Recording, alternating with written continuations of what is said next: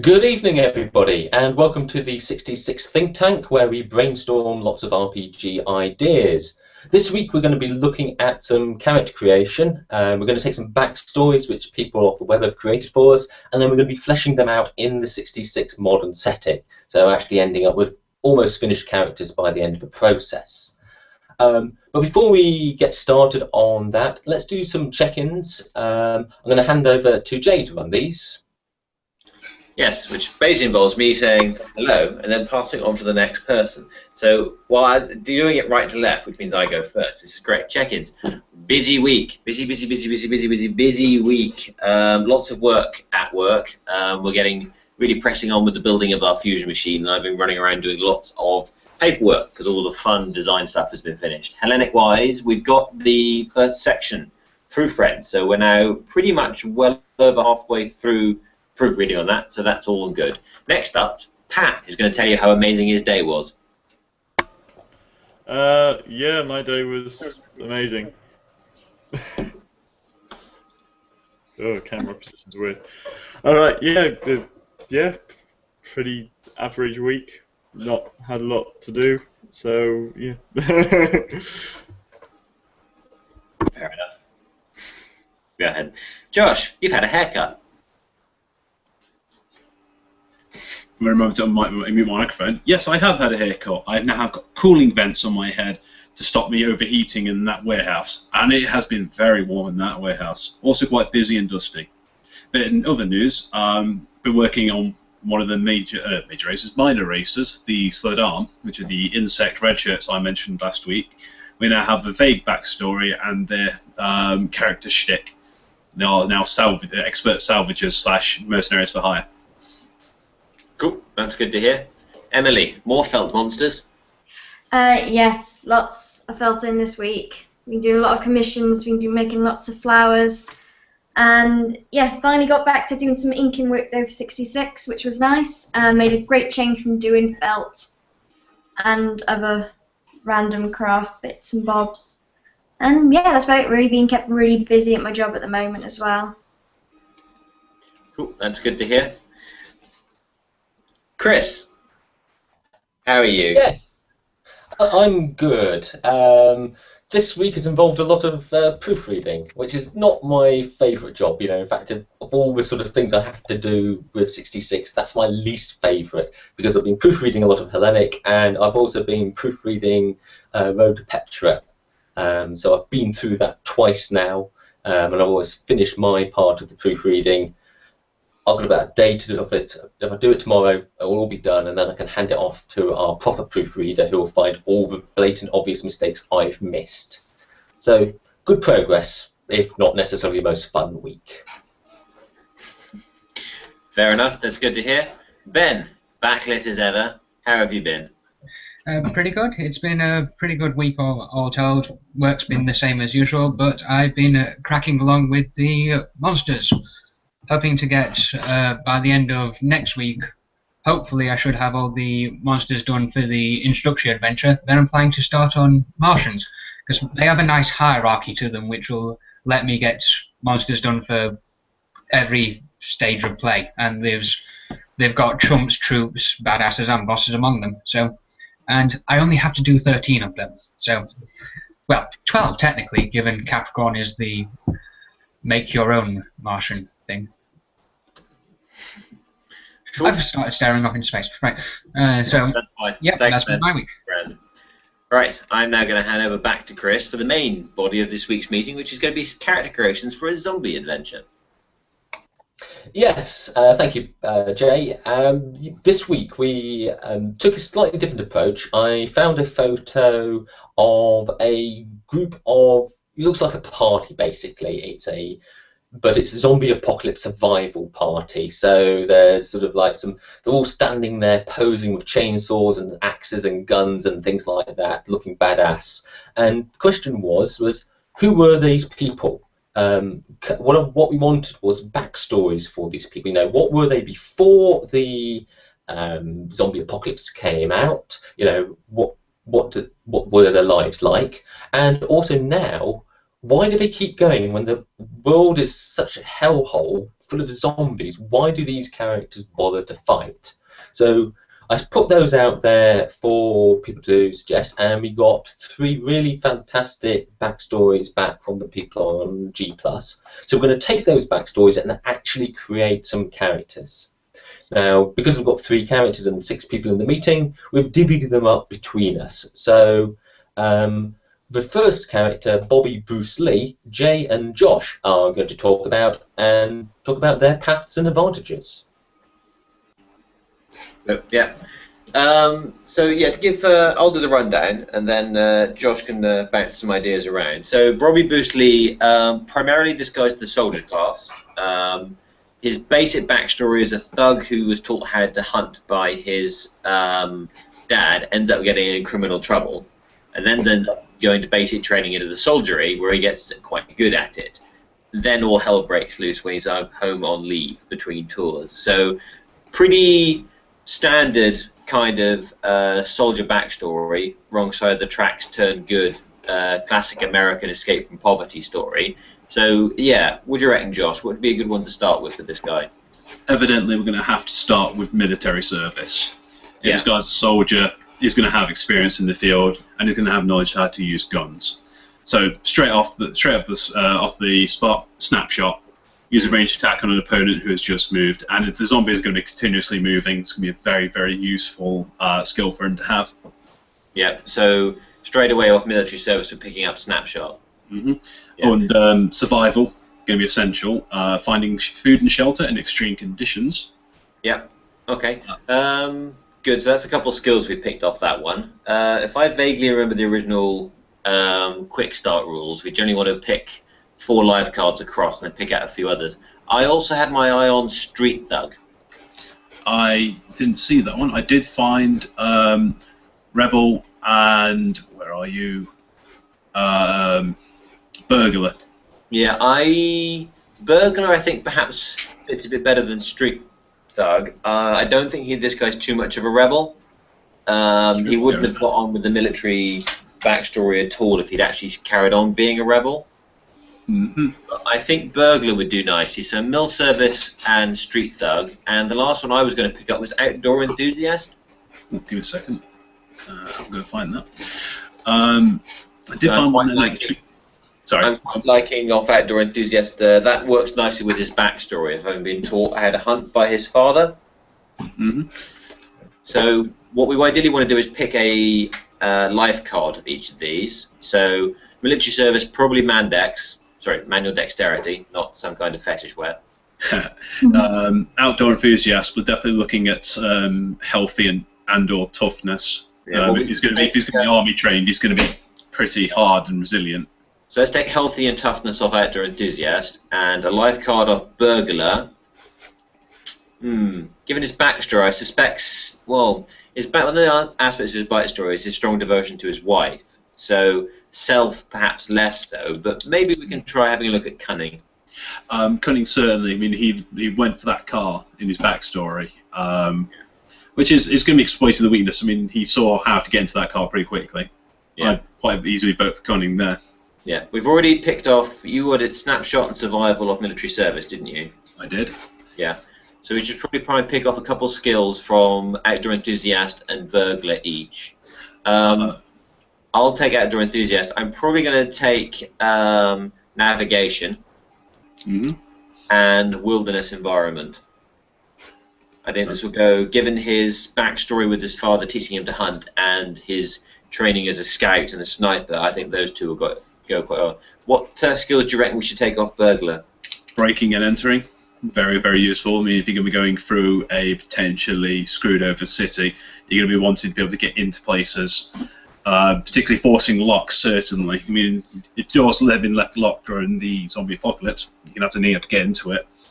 And I'm thinking search, but going back to the whole military discipline, he's going to be able to search the area for resources, tactical advantages, stuff like that.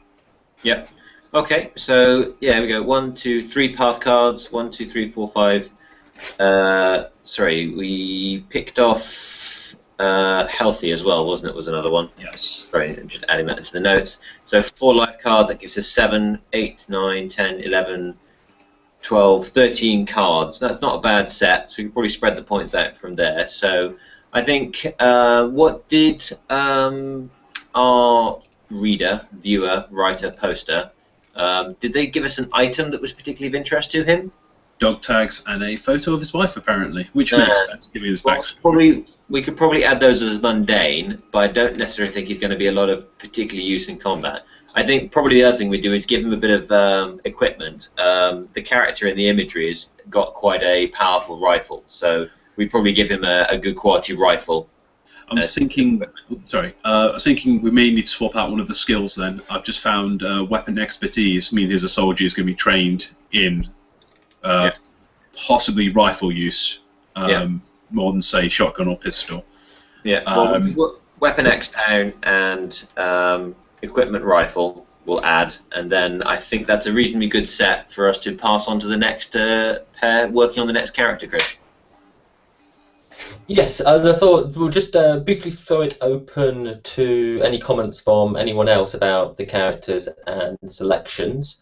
I mean, my thought is when I read the backstory, what jumped out to me was his loyalty, because he sort of, runs the risk of going to jail in order to help a friend, and he's got these dog tags in his photo of his wife as things, as sort of his possessions.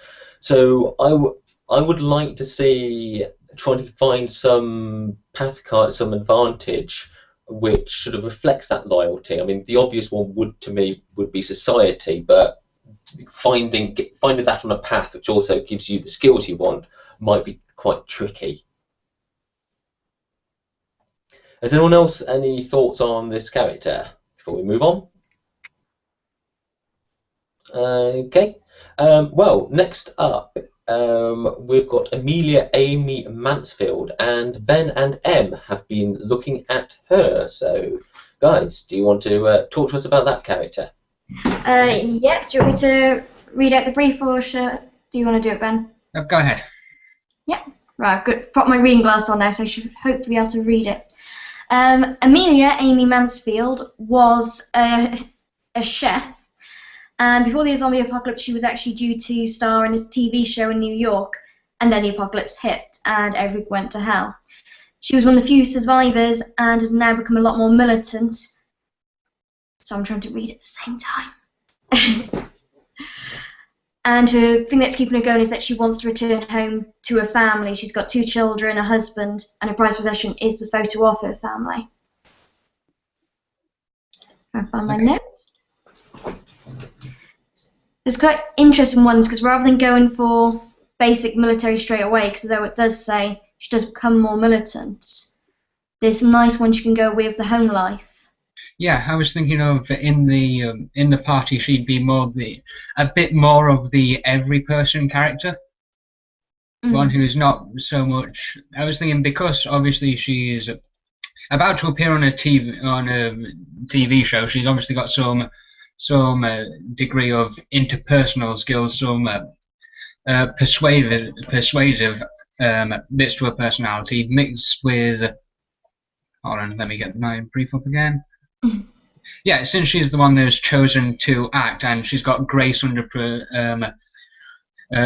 pressure, I was thinking of basically a kind of a combination of basically making more of a kind of a leader character, the one who who props everyone up, keeps them going.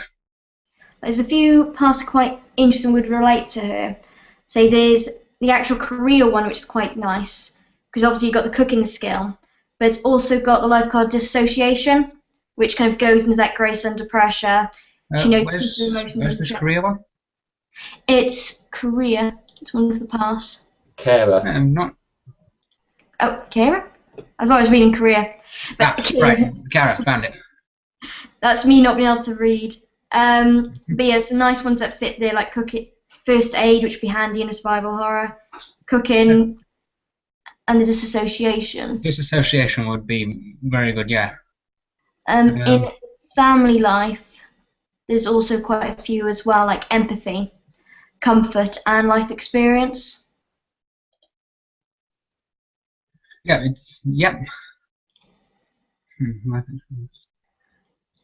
Comfort would definitely be a good one in things. One that caught me was is the celebrity path. Even though she's not one yet, it's got some things that would definitely help. Like the self-confidence, we already know that she rises to pressure quite well. But actually, given the look at it, it's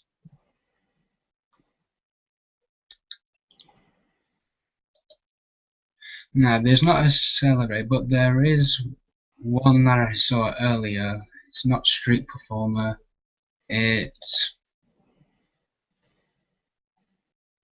orator. That's it. Obviously, being on a cooking show, she'd have had some time to work on her speaking skills, and it's got things like wit, it's got diplomacy, it's got projection and perform, with all things she would actually need in that career. What are we thinking? Is that right? Yeah. Cool. So what have we got so far?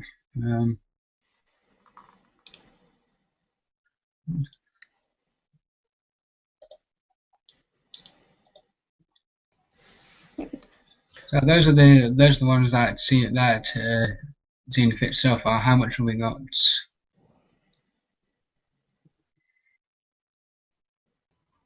Yeah, you've got 8 advantages. I think you've got 3 life advantages. So ideally, you'd want to find another life advantage.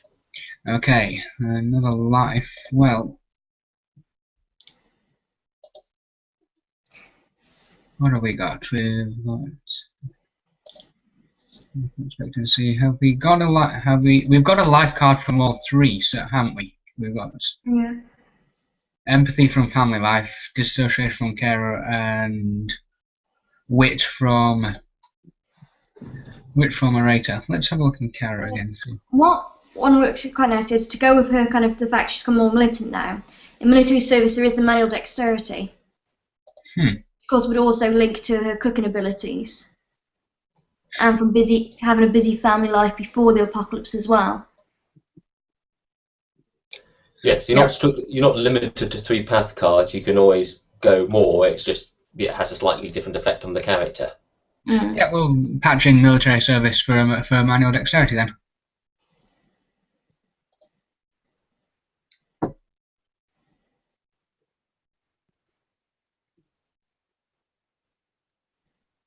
Yep. So far we've definitely got someone who can get a team back at shows. I mean, if you combine empathy, comfort, wit, diplomacy, she's got at least a 4d6 in making people feel better.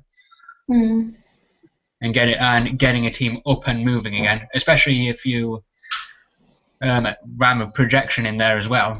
That lets her get the whole group at once up on their feet. So, equipment wise, what's her prized possession? Another photo. It's a family photo. But what I would do with that is actually make it a not just mundane equipment, but actual character equipment.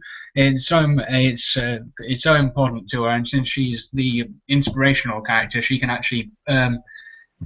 It means she'd instantly die afterwards if we're going with zombie cliches, but she could whip it out to influence a group, going, this is my family. I can get. I'm going to get my way back to them, and I'm going to take you all with me.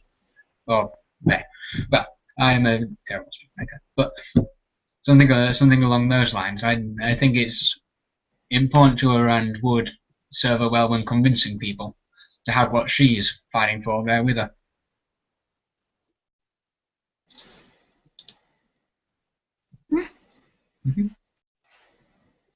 Okay, has anyone else got some thoughts on that character? Jay? Sorry, I couldn't quickly get to the pin quickly enough. I was thinking perhaps not entirely convinced that military service backs in with her backstory as well as it could do. I'd be surprised if manual dexterity didn't turn up in a slightly more appropriate path. But we'll see. Other than that, no, it sounds like a good character. Josh, you've got a thought on knife use? While she's not necessarily going to be using a knife or have experience of knife shanking people, she's going to be quite dexterous with a knife due to her job. I'm not entirely found a path for that just yet, or a skill, but I'm pretty certain that might go into the character. Yeah, I think, yeah, because the knife use just comes in a general sense of weapon expertise. So, yeah, I'm just trying to think actually what's going to be the most appropriate, like, get her something like that. Yeah, difficult one, actually, to fit a sensible path with her sort of background. You know, so it seems unlikely she's going to be a petty criminal or a drug dealer at any point in her background. So, yeah, martial art is just very specifically tied to a particular form of martial art. So yeah, that one would be interesting. Yeah, trying to get some knife use. That would actually prove a bit awkward. So that would be ones I'd sort of thinking if I really wanted to play this character, I'd talk to the GM about maybe swapping out an advantage from one of the paths just for this character. So yes. So yeah, that one's good. Okay, right, final character is... so he's desperately scrolling, trying to find the right place. Ollie Palmer. Oh, sorry, Jason Hahn, sorry. Jason Hahn, yeah, this one's provided by Ollie Palmer. So, Pat, would you like to talk us through his backstory and give us a sort of visual description? Okay, Jason Hahn is, well, he was a petrol station clerk before the apocalypse. He hated his job, he felt like he was a nobody, he couldn't get any control of his life, and now the world's ended, and he's loving it. He's thriving on being a kind of survivalist, on being out on his own, about not having any kind of boss or anything like this. He keeps his name tag around because it just reminds him that he's not the same person anymore. But you know, he's got that to remind him that he used to be somebody else. It's very possible he's gone insane. He finds the danger that he's under just gives him a massive buzz. So yeah, and he doesn't make friends, he doesn't make connections with people, and he's never ever been happier in his life. So It is quite amusing. He's the one in the middle if you're looking at the picture. yes, he's standing there, chainsaw, blood-soaked shirt, hat, big goofy grin. I mean, he might have a cigar in his mouth, I'm not sure, or if it's just a shadow. But yes, and so he's an interesting character because unlike the others, he hasn't got really any clearly defined paths in the way. You know, he's not got military service, he's not been a carer and things like that. So what we could actually look for is paths which maybe more fit either his personality or things he might have learned after the apocalypse, because that's the thing, we're not coming about a character on the eve of apocalypse. Clearly he existed for some time after the apocalypse and would have presumably learned something, so we have that option as well. So well, I was actually wondering, I know it's a bit esoteric, but for one of his paths, could we give him weirdness magnet? Oh, one of the bonus paths. The ones that are right down at the bottom, because it's got some nice ones that will work for him. Sort of idiosyncratic. Certainly, it's idiosyncratic to have like the world's died, everybody's dying around you, and you've never been happier. There's willpower there. I like chaos plan as well. A course of action which is foolhardy and nonsensical, but nevertheless might just work. Seems like the kind of thing a character who thinks he might be going a bit crazy might do, you know. Yeah, I think this is with because these are still like the bonus paths, like they don't fit properly in 66 modern, but we created them as sort of like test ideas and for adventures.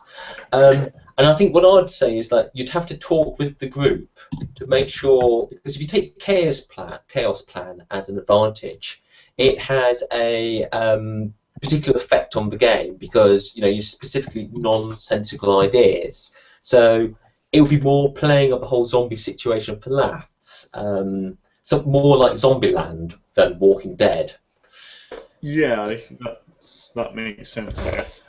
Yeah, I mean the one I picked out because I was thinking along similar lines was the Weirdo Path, because it has got things like obsession on it, and insensitive, ignorant of social norms, pressures, and clues, which would sort of like fit with why he never really was successful in the first place.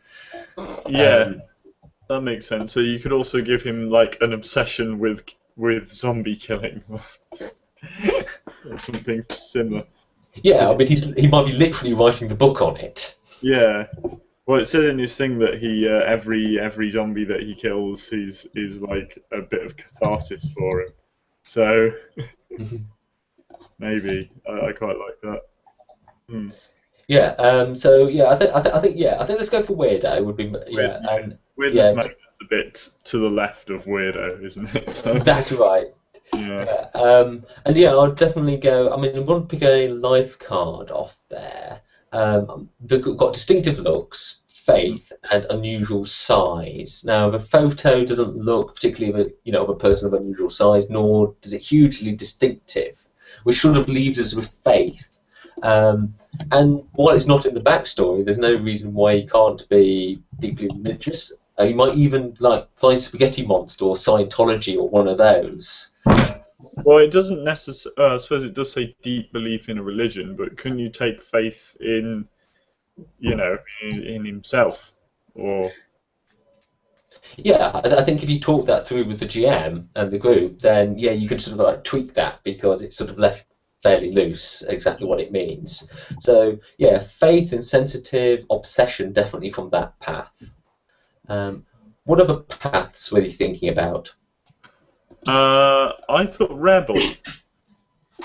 I can imagine this is a guy who doesn't really get on with. Well, it's explicitly stated that this is a guy who doesn't get on with people. So that would work. Yeah, I mean, rebel was on my list as well. So yeah, it'd be a good one. There's got to be self-confidence off rebel, or possibly pure rage. Yeah, pure rage, angry as hell and not going to take it anymore. Yes, although it says he's quite happy where he is, so that might not necessarily work. Yes. So self-confidence then seems more. Self-confidence definitely would work. Yeah. I like the idea of headbutt as well. Headbutting zombie. Yeah, self-confidence, headbutt. I would go for possibly unapologetic because he's got the insensitive as well, and he's almost setting up himself to be the complete opposite of Patton M's character, who was the quite sensitive, well, good with people skills, and he's right the other end. So I think that might introduce some interesting party dynamics. Sorry, who and M? Ben and M. Right, the original and the best. Yeah. Very good. Quickly then. Might go. Pardon? Do we need a third path, or We do, yeah. Hunter? Yeah, I was hunter or outdoor enthusiast. Were the sort of the two I was umming and ahhing about. What we got on hunter? Hunter, we've got cunning, alert, manual dexterity, sharp eyes, silence, snares and traps, snapshot, weapon expertise, and track. Yeah, that one seems quite good because to survive, he's got to be quite good at what he does. So the crazy survivalist archetype. You can see this guy like setting up, like what are they called? Looney Tunes ropes. Oh yeah, the road traps. Yes. And like grabbing zombies in those and then running out of the forest and macheting them and things like that. Yeah, I think I'd go to town on this path. I'd want manual dexterity and sharp eyes to give you there's 2 life cards. Yeah. And then alert, silence, snares and traps, weapon expertise. Yeah. So We're going with a picture. We could give him weapon expertise chainsaw, and then give him a chainsaw as a mundane item. or even a character item. Or even a character item, yeah. Yeah. So yeah, I think that sort of fleshed him out quite well. I mean, it certainly seems like a playable character to fill the role, and an interesting one. One which introduces good party dynamics. Well, okay, maybe not good, but fun to roleplay party dynamics. Certainly, yeah. So, people, any thoughts before we move on that character? No? Okay. Right. So yeah, those 3 great characters. Must say out a thank you to Reese Carter, Ollie Palmer, and Bob Lay, who submitted those ideas on G+. Thank you very much. I love them all. They were really nice and in depth, and something we could get our teeth into. So they were perfect. So what we'll try and do is we'll get those 3 characters actually put up on the system, so they've got proper character sheets, and then we'll share them out, and everyone can see them. Now, what we need to move on to is actually a little bit of discussion about how we do these meetings and how we promote them and things like that. And particularly, we were talking last week about where we can find more people to suggest ideas and get involved via the social media. And Josh suggested Reddit, which I wasn't really familiar with. So, Josh, can you fill us all in on Reddit and how we might be able to use it? Reddit is a gigantic message board divided into what are known as subreddits. There is literally a subreddit for everything, every obscure subject, and indeed, as Chris has just put up, the RPG subreddit. So, advantages of this: lots of people, lots and lots of people. A lot more, I hesitate to say the word visible, if that makes sense at all. A lot of new ideas, fresh perspectives. One of the disadvantages I can feel of going onto Reddit is I'm trying to think of the word, it's capricious, the fickle, I think the word we'll go for, fickle nature of Reddit. Kind of like a mad dog, is either going to love you or hate you. So it's risky, but it's definitely worth a shot. I mean, if we certainly get enough love on the RPG subreddit, we could possibly make the 6D6 subreddit and have our own subreddit in which to spread the word, really. So, just to touch on that sort of the nature of the board. Is it one of those cesspits of the internet? I mean, is it a YouTube comment thread? It's not as much. It all really depends on where you go, really. I mean, I hesitate to compare it to 4chan, but if you're going on 4chan, the traditional games board is actually quite good for discussion, not just a cesspit of memes and taking the mick out of anyone who goes on there or everything in the world. It all depends on the subreddit itself. Now, I think the role-playing subreddit is actually quite tame. There are not enough problematic people, shall we say, to cause an issue. So at the very least, I think it's worth a shot. Okay. Has anyone else had a chance to look at Reddit either just now or know of it in the past week? No, I did take a look at it before coming online, and yeah, I mean, I was quite interested. I was looking through, and it's got this wiki nature. It's got this the software is under open source license. It's very much about people doing it for themselves, which is very much the sort of ethos of 66. So I thought, in that sense, it seemed like quite a good fit. It also seems quite lively. I'm just looking at the RPG subedit, I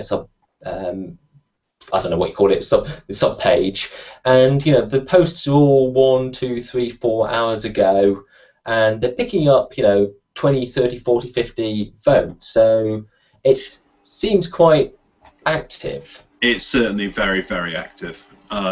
it's one of the biggest websites on the internet, as far as I'm aware. I might be biased because I spend a lot of time on there. I mean, I've got it on the application on my phone. I spend all break time, all dinner, and all second break time on it if I'm not careful. Okay, I mean, one question we need to face is how do we handle it? Because it does strike me as a proper community, and actually people are on there and they're talking to each other and they know each other, as well as we do online. One thing which always irritates me if I'm in a community, if a company comes in and just starts doing stuff, they're not being part of the community. And I think that's something we need to be very aware of. And how do we bridge that gap? So has anyone got any thoughts on ways we can sort of, do we want to have a 66 account? Do we want to have our personal accounts? How do we sort of balance those different things? How do we get to be part of the community? So anyone got any thoughts on that? Jay? You're very right there. We would have to be careful how we worded it. Now, on G Plus and Facebook, well, G Plus, we've been putting it's coming off your account on G Plus, isn't it? So it's a personal thing. Facebook, it's the company account. Yeah. Yeah. And on Twitter, it's been Emily, and on UK Roleplayers, I've been posting independently. I think, generally, if anything else, the internet appreciates honesty.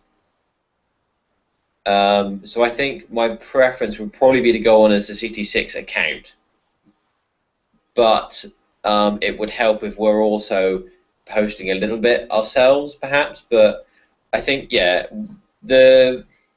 it's tricky. The whole thing is set up under the 66 banner, and the event is advertised as 66 Thinktank, not just as a games think tank. It's not us; it's the company that's kind of running it. So we would need to make sure that that was clear. But by the same token, a lot of it's just about us interacting. Tricky, but yeah, I would probably go with have a 66 account to start with and see how it works out. The tricky thing is going to be looking at some of the other posts in the role-playing games thing. There are a fair few questions on here and there, but yeah, I think try it and see what happens. Yeah, I think it is an interesting balance, because on the one hand, if we go in on ourselves, we have the advantage that we're a face, even if it's a handle or whatever else, we're coming across as an individual. Whereas if we go in as 66 Fireball, then we're not, and we're losing that sort of social connection. But as we are promoting 66 content, and you quite rightly say this is a 66 labeled broadcast and brainstorming thing, it would be almost dishonest to be constantly posting as individuals when actually it's company stuff. So yeah, I'm not sure just yet where to take that.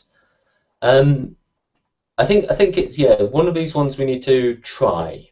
I mean, my thoughts would be that actually what we should do is not post anything this coming week.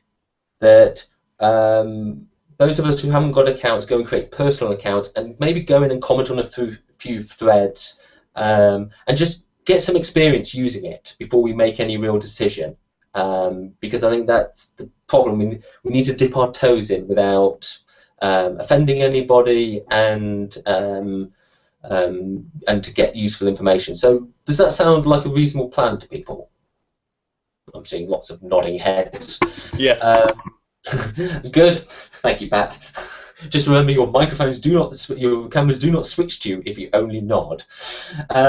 So yeah, everybody, that's a bit of homework for everybody. If nothing else, just go and create an account so you've got some sense of how this thing works, and try and just have a look at it over the next few days, make a few comments, and let's just come back next week and talk about it. We've got actually a couple of minutes left. I know, Jay, you were having some thoughts about how we're posting on the forum and whether that was working or not, and do we need to change things at all? Yeah, the forum, I think, as that works exactly like how, the the UK Role Players Forum is not working. What I'm doing at the moment is taking the briefing text, putting it on a new thread, and linking the picture in. And each week I'm getting fewer and fewer responses. So, just fewer and fewer views. We've gone past the point where we're even getting responses. Not got a response in the last 4 weeks or so. So I've been leaning towards probably whether not. I think perhaps it's simply too quiet a forum. While it is a good location, it is a forum about this kind of stuff. I don't think the people on it are interested in helping, or are that interested in answering the questions we're giving. I would be tempted to switch it out a bit. I mean, we can keep posting on there if you want to, but my preference would probably be to drop that one and then move on to Reddit. I simply think that while Reddit overall is less focused, the subreddit is pretty busy. There's a lot going on there. Yeah, I mean, I was just having a quick look. I mean, what did the last forum post get? 30 views or something like that. Whereas I'm looking at my G Plus, that picture had 1,100 views. Now we only got 3 responses from 1,000 odd views, which gives you some like the percentages of people who respond to these things. So I think we do need, ultimately, we need a bigger audience to get any sort of decent responses. Yeah.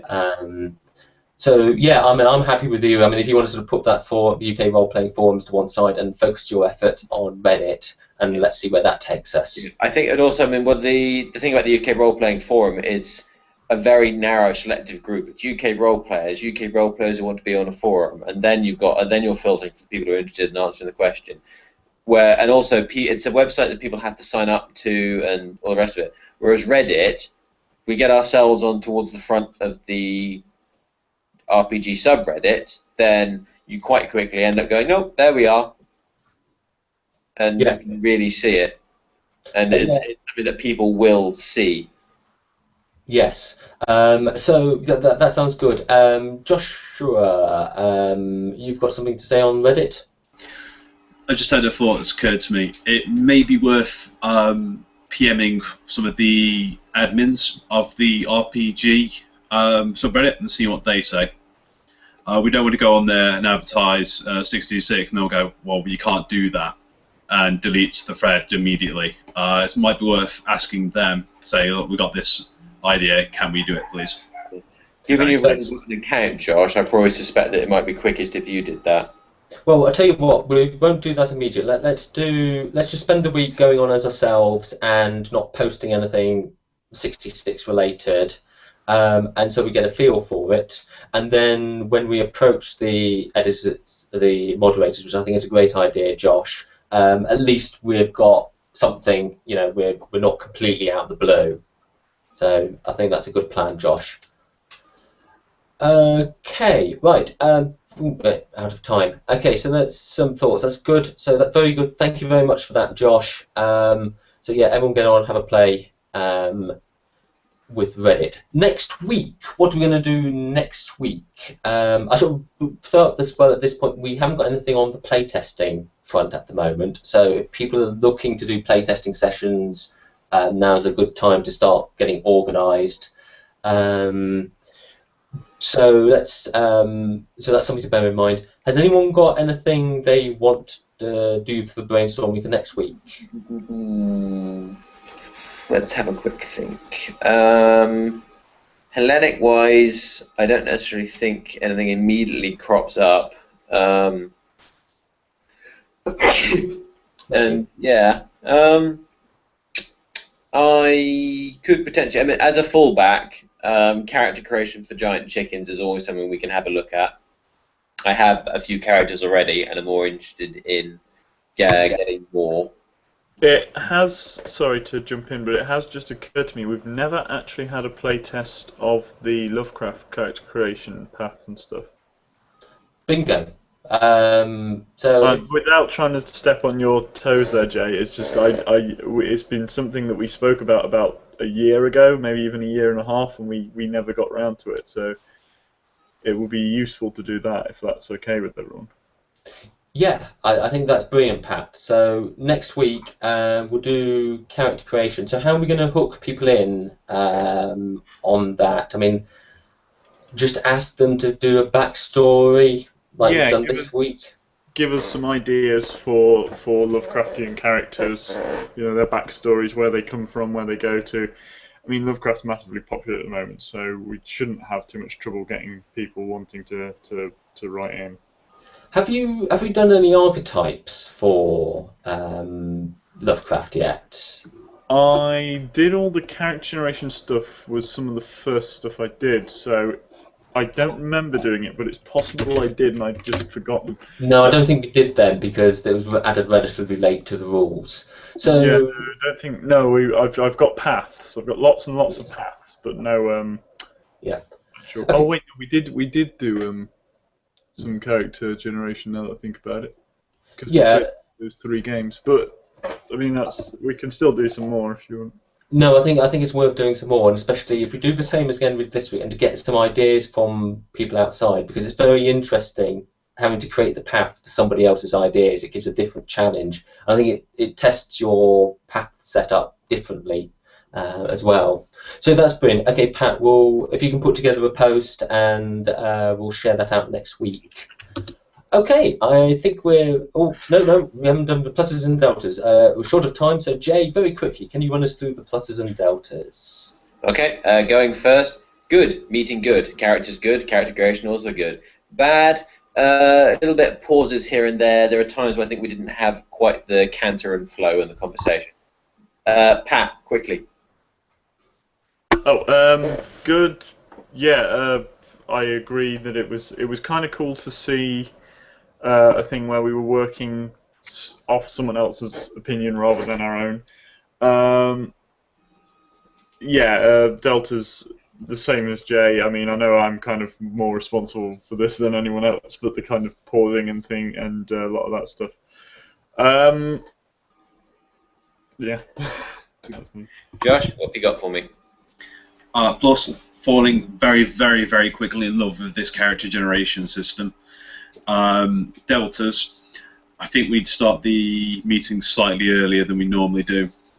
Which we can get more of a meeting in rather than try and get like a full hour rather than what seems to be 45 to 50 minutes.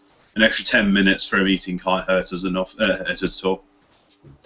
Yes, we've mentioned this several times, so I think really this is down to me to a certain extent to make sure it all happens and to be slightly more prepared in briefing you guys before we get to the meeting, because we all come online at 7 o'clock and I tell you what we're going to do basically, and that takes 10 minutes. So let's see if we can cut that down.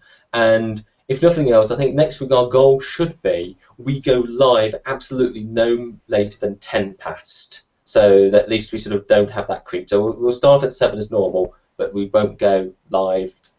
We'll definitely go live at 10 past regardless of the situation. So yes, very good. Sorry, Jay, I jumped in.